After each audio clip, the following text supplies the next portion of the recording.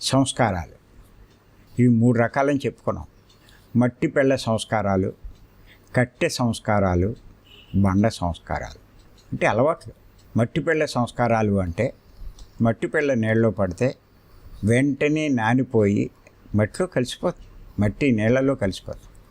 కట్టె సంస్కారం అంటే కట్టెని నీళ్ళలో వేస్తే అంత తొందరగా మెత్తబడదు. బండ సంస్కారం అంటే బండని నీళ్ళల్లో ఎన్ని యుగాలు ఉంచినా అలాగే ఉంటుంది. ఇంకా కొంతమంది ఉంటారు బండ సంస్కారాలు, ఇంకెంత చెప్పినా వినరు. అలాంటి వారిని ఆ గురువులు వదిలేస్తారు. వీడు చెప్పినా లాభం లేదు అని చెప్పి వాళ్ళు పట్టించుకోరు. నిజంగా వాళ్ళు దూరం అయిపోతారు కూడా. మరి నిజంగా పత్రి గారు ఈ విగ్రహారాధన వద్దన్నప్పుడు ఎంతోమంది వెళ్ళిపోయారు ఇందులోంచి. ఇందులో ఎన్నో లాభాలు ఉన్నాయని తెలిసినా కూడా వందలు కాదు లక్షల మంది వెళ్ళిపోయారు. ఎంచేతంటే లోకంలో ఈ పూజలు చేసేవాళ్ళు, మాంసం తినేవాళ్ళు లక్షలు కాదు కోట్ల మంది ఉన్నారు. వాళ్ళకి ఇది ఎక్కదు, ఒప్పుకోరు, నమ్మరు.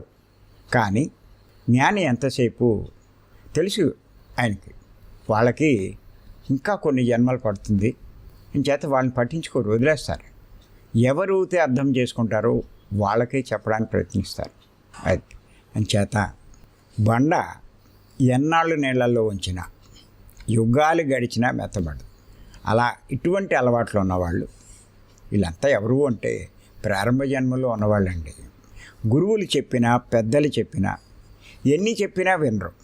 వీళ్ళకి ఈ అలవాట్లు పోవాలంటే ఎన్నో జన్మలు పడుతుంది. అంచేత ఈ అలవాట్లు కూడా వచ్చేవి.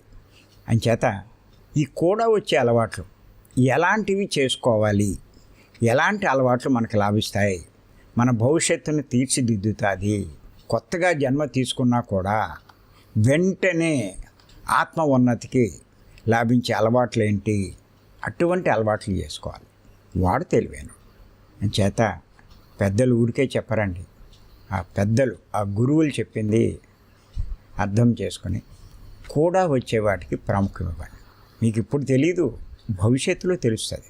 కూడా వచ్చేవాడికి ప్రాముఖ్యం ఇస్తే మరుజన్మ ఎంత గొప్పగా ఉంటుందో, ఎంత అదృష్టవంతునో అని చెప్పి అనుకుంటారు.